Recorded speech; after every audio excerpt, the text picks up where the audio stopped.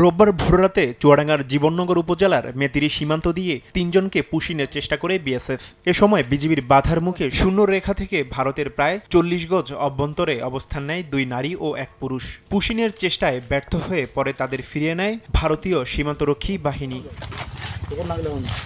এ ঘটনার পর সীমান্তে নিরাপত্তার জোরদার করে বিজিবি। সতর্ক টহলে দেখা যায় বাহিনীর সদস্যদের।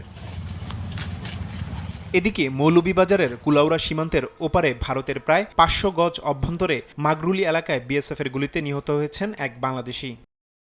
বিজিবি জানায়, রোববার ভোরে ভারতে প্রবেশ করে কয়েকজন চোরাকারবারি। তাদের উপস্থিতি টের পেয়ে গুলি ছোড়ে বিএসএফ সদস্যরা। এতে গুলিবিদ্ধ হয়ে মারা যান কুলাউড়ার মুরাইছড়া বস্তি এলাকার বাসিন্দা তারা মিয়া। তবে পালিয়ে যান দলের অন্য সদস্যরা।